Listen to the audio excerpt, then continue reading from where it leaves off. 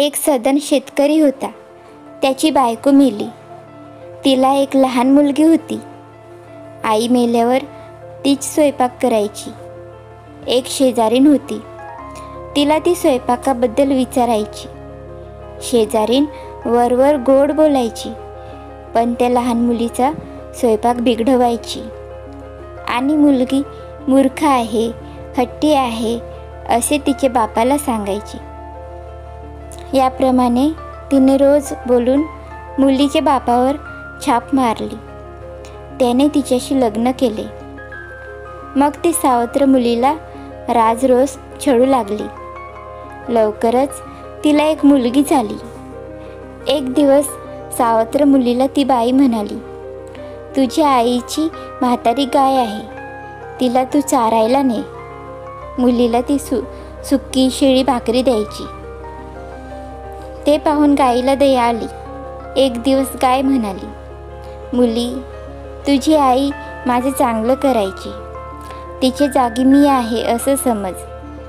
तुझी ती शिळी भाकरी मला खायला दे. मग काय होतं ते बघ.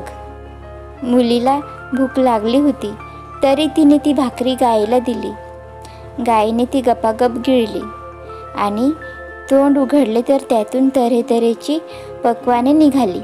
मुलीने ती पोटभर खाल्ली. मग रोजच गाय तिला असे खाऊ घालायची. मुलगी आता अंगाने भरू लागली. तेव्हा तिच्या आईला संशय आला. तिची मुलगी 4-5 वर्षाची झाली होती. आईसारखीच दुष्ट होती ती. तिला तिने मोठ्या मुलीवर नजर ठेवायला सांगितले. गायीच्या तोंडातून निघालेले पदार्थ मोठीने पानावर काढून घेतलेले धाकटीने पाहिले. ती जेवणार. इतक्यात ही तिथे गेली. मला पण भूक लागली असे म्हणाली. तेव्हा मोठीने तिला पोटभर खाऊ घातले. घरी येऊन धाकटीने आईला सारा प्रकार सांगितला.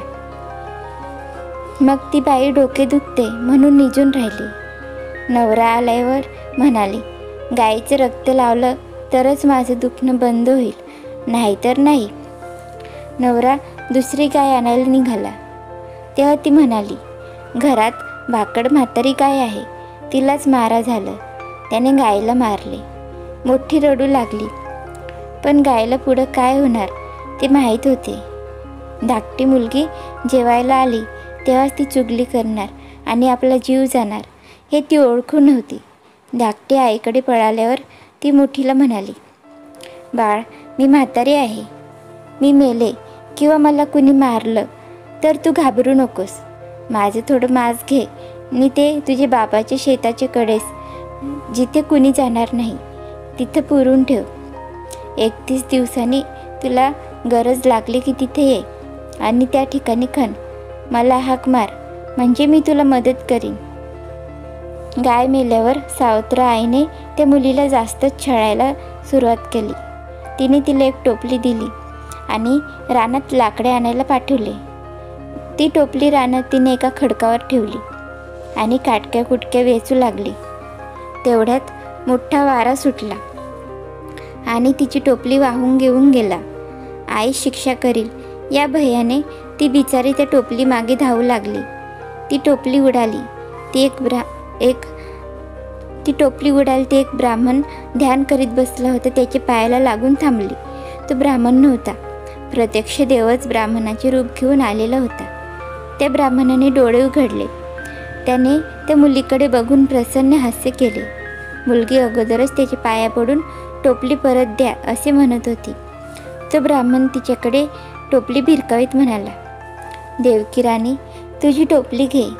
सूर्य आणि चंद्र तुझ्या कपाळावर शोभतील, तुझ्या पायावर पद्म उमटेल. तू जिथं जाशील तिथं तुझी प्रभा फाकेल.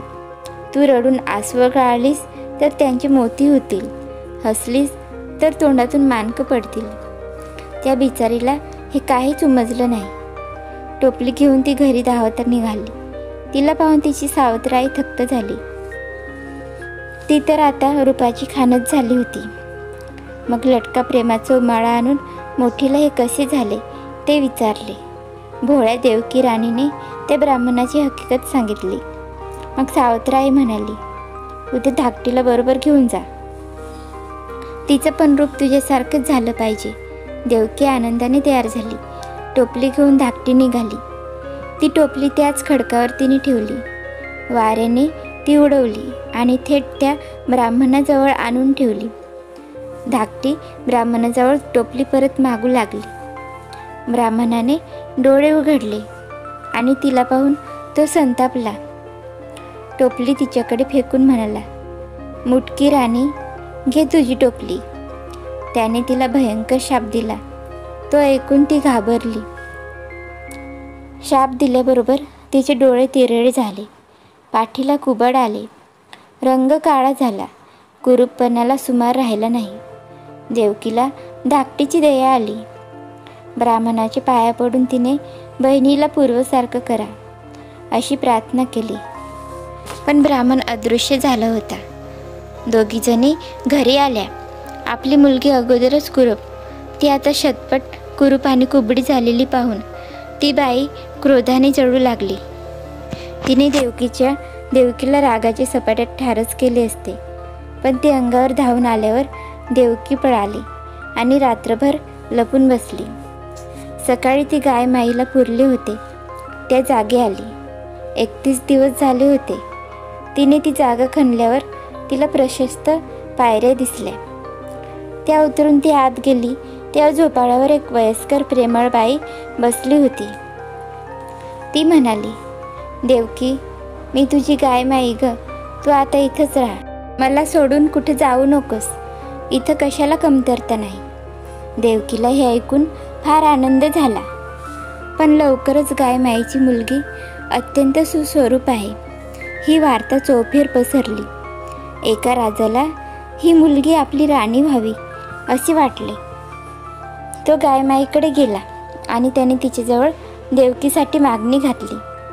गायमाई म्हणाली, मी तयार आहे, पण तिच्या वडिलांची संमती मिळवून आणा.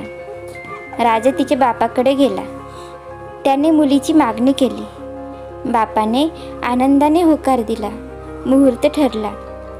सावत्र आई देखील आपल्याला खूप आनंद झाला आहे असे दाखवू लागली. लग्नाची तयारीचा बहाणा करू लागली. खरे म्हणजे ती सारी जबाबदारी गायमाईने कधीच आपल्या अंगावर घेतली होती. लग्नाच्या दिवशी नवऱ्या मुलीला मीच न्हाऊ घालणार असा हट्ट तिने घेतला. मुलीची नहाणे होत आल्यावर तिने एक सुई मंत्रून तिचे टाळूत खुपसली. लगेच त्या मुलीचे पाखरू झाले आणि रडत रडत उडून गेले. इकडे आपल्या मुलीच्या अंगावर नवरीला घालतात तशी डोक्यावर चादर पांघरून घातली आणि तिचे लग्न राजाबरोबर लावून दिले. पण लवकरच राजाने जेव्हा मुटकी राणीचे सोंग पाहिले तेव्हा जिला आपण वरले ती सुंदर देवकी ही नाही असे पाहून त्याला फार खेद झाला. त्याला संताप आला. त्याने देवकीच्या बापाला आणि गायमाईला देवकीबद्दल विचारले, पण त्यांनाही तिचे काय झाले ते कळेना. अखेर त्याने मुटकीला अंधार कोठडीत बंद करून ठेवले. आपले नशीब फुटके म्हणून तो शोक करू लागला. एक दिवस एक भिकारी राजाकडे आला आणि भीक मागू लागला. राजाने त्याला तांब्याचा एक पैसा दिला, पण भिकारी तिथून हटेना. अरेच्या, काय विचित्र प्रकार होतात तरी. राजाच्या धोब्यानं मला मुठभर मोती दिले आणि राजाने दिला तांब्याचे पैसा. मला वाटलं राजा मला गाडाभर तरी मोती देईल, पण व्यर्थ. शेवटी प्रजा राजापेक्षा श्रीमंत आहे हेच खरं. हा देश विचित्र खरा. हे शब्द राजाने ऐकले आणि धोब्याने एवढी संपत्ती अनितीनेच कमावली असली पाहिजे असा विचार त्याच्या मनात आला. त्याने धोब्याला बोलावले आणि कुणाला मारून लुटून तू एवढी संपत्ती मिळवलीस असे विचारले. तो म्हणाला, महाराज, एक पाखरू माझे धुणं वाळत घालायच्या दोरीवर मध्यरात्री येऊन बसतं. प्रत्येक वेळी ते मला विचारतं, अरे धोब्या, राज्य कुणाचं नि मला कसं ते कळत नाही. माझे तोंडून उत्तर येतं, राज्य देवकी राणीचं. मग ते पाखरू खदाखदा हसतं. त्याच्या तोंडातून मानकं पडतात. महाराज हसणं संपल्यावर पाखरू विचारतं, अरे धोब्या, आता गादीवर कोण आहे? मी म्हणतो, मुटकुळी राणी. आणि मग ते पाखरू घळाघळा रडतं. त्याचे आसवांचे मोती होतात. मग ते पाखरू उडून जातं आणि मी झोपतो. मी पहाटेच उठतो, नित्य मोती ती माणकं वेचतो, ती तर माझीच आहेत. राजा म्हणाला, धोबे, ती माणकं मोती ती माणकं तुझीच आहेत याबद्दल वादच नाही, पण मला ती पाखरूच हवंय. मी रात्री तुझ्याकडे येतो आणि त्याला पकडायचा प्रयत्न करतो. महाराज, त्यात काय, दोरीला पक्ष्याची शीट लावायची आणि एक फडकं पक्ष्यावर टाकायचं की झालं. राजा रात्री धोब्याकडे गेला. मध्यरात्री ते पाखरू आलं. धोब्याचे आणि त्याचे संभाषण झाले. पाखरू हसले, मानके पडली, ते रडले तर मोती झरले. धोब्याने पाखराला पकडून राजाजवळ दिले. त्याला छातीशी धरून राजा घरी आला आणि कुरवाडीत बसला. इतक्यात त्याच्या डोकीत राजाला काहीतरी बोचले. राजाने ते ओढले तर सुई निघाली. सुई बाहेर पडली आणि देवकी राणी जिवंत होऊन राजापुढे उभी राहिली. माणिक मोत्याची रास पडली. मग राजाने मुटकुळे राणी आणि तिची आई यांना आपल्यासमोर आणवले. त्यांचे नाक कान कापले आणि त्यांना गावाबाहेर हाकलून दिले. मग गायमाईकडे राजाने देवकी राणीला नेले आणि तिथे तिचे थाटात राजाशी लग्न लागले. राजा आणि देवकी राणी आनंदात राहू लागली. तुम्हाला ही कथा आवडली तर लाईक करा, कमेंट करा आणि अशाच नवीन नवीन गोष्टी ऐकण्यासाठी चॅनलला सबस्क्राईब करा. धन्यवाद.